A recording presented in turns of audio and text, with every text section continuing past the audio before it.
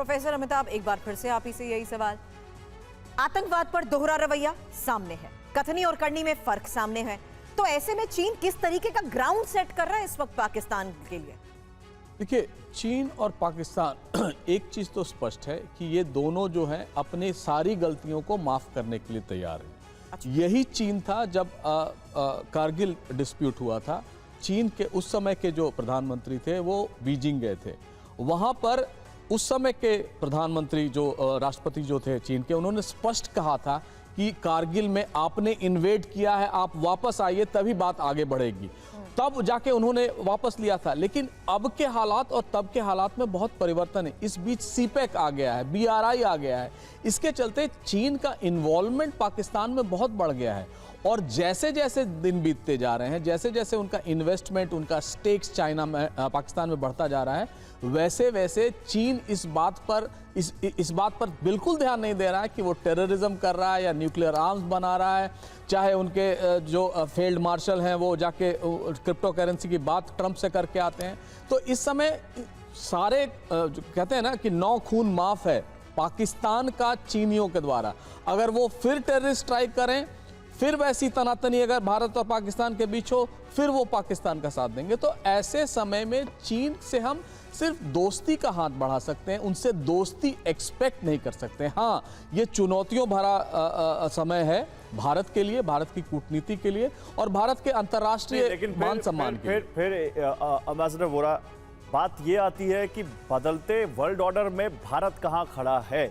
और भारत जो कि दुनिया की तीसरी सबसे बड़ी इकॉनमी बनने जा रहा है, भारत जो कि एक बड़ा डिफेंस एक्सपोर्टर बन रहा है, भारत जिसने ऑपरेशन सिंदूर में अपनी ताकत दिखा दी, क्या चीन माइनस इंडिया सरवाइव कर सकता है इस बदलते वर्ल्ड ऑर्डर में?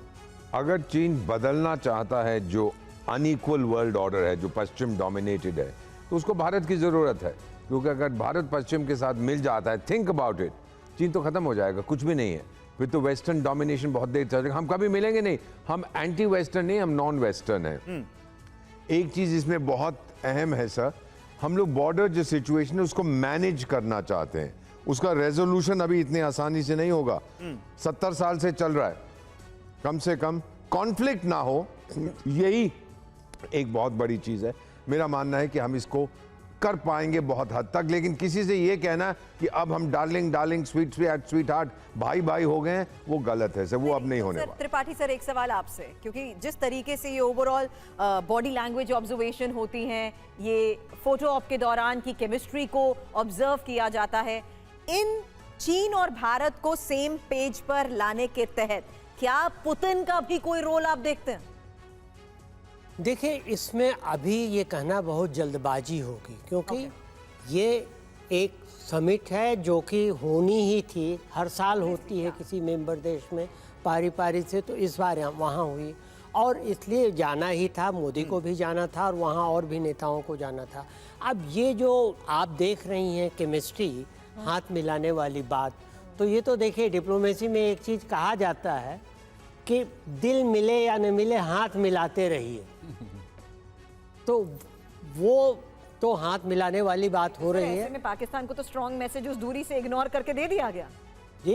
पाकिस्तान को तो पूरी तरीके से शहबाज शरीफ को इग्नोर करते हुए मैसेज दे दिया गया। देखिए, उनके बिल्कुल नजदीक नहीं, उनको बिल्कुल इग्नोर कर दिया। देखिए, इग्नोर किया हो या ना किया हो, लेकिन सवाल यह है, जैसा प्रोफेसर साहब कह रहे थे कि पाकिस्तान चीन की मजबूरी है।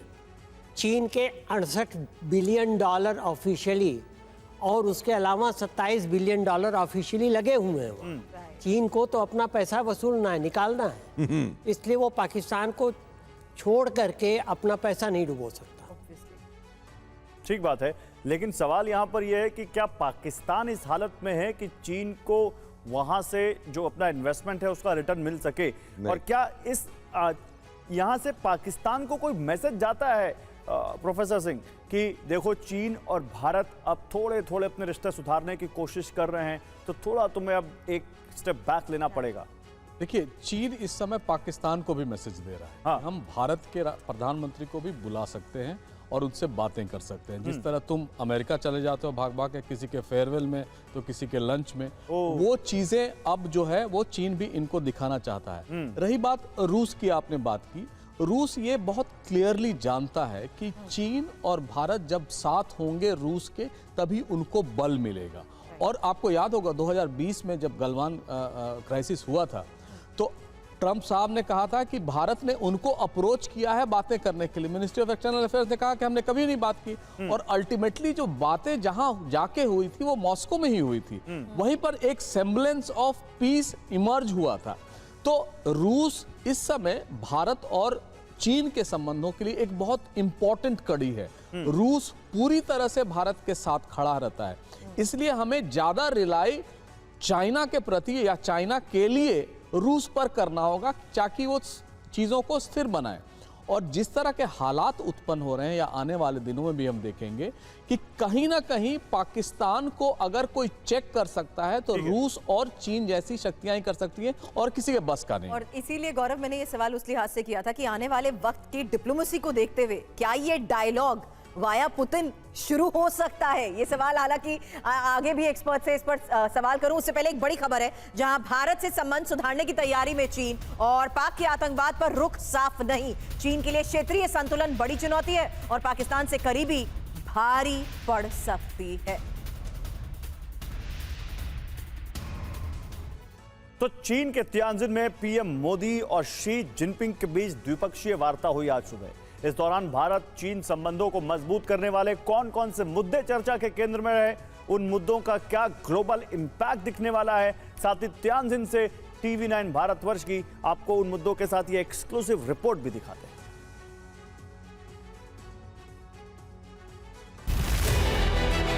ट्रंप के टैरिफ वॉर के बीच चीन के तियानजिन में ये दो महाशक्तियों को आपस में जोड़ने वाला हैंडशेक था।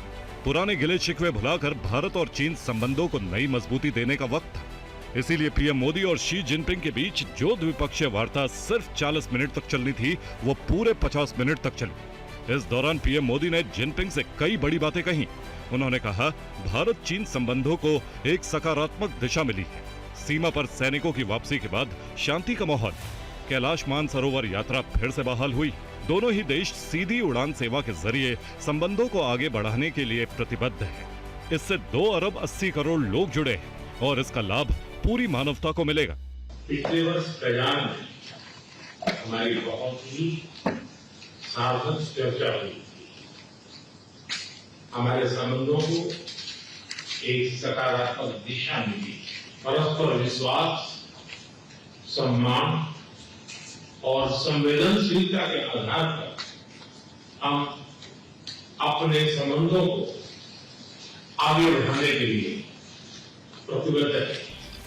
शी जिनपिंग ने भी SCO समिट से इतर पीएम मोदी से मिलकर भारत चीन संबंधों में बड़ी लकीर खींचने की कोशिश की। उन्होंने कहा, भारत और चीन 2 प्राचीन सभ्यताएं और दुनिया की बड़ी आबादी वाले देश हैं, जिनकी जिम्मेदारी है कि वे अपने लोगों का भला करें। भारत और चीन ग्लोबल साउथ के भी अहम सदस्य हैं और तेजी से बदलते वैश्विक हालात में ड्रैगन और हाथी का साथ आना दोनों ही देशों के लिए जरूरी है। इसी में विश्व की भी भलाई है। ठीक 1 साल बाद उन्होंने जिनपिंग से मुलाकात की है। इससे पहले दोनों लीडर्स पिछले वर्ष रूस के कजान में मिले थे। वहीं से भारत चीन संबंधों को दोबारा पटरी पर लाने के प्रयास तेज हुए थे। तियानजिन में इस कूटनीतिक रिश्ते को नए मुकाम पर ले जाने की कोशिश हो रही है और भारत चीन की इस पहल से सबसे ज्यादा जलन टैरिफ किंग ट्रंप को हो सकती है। चीन के तियानजिन से मनीष झा की रिपोर्ट।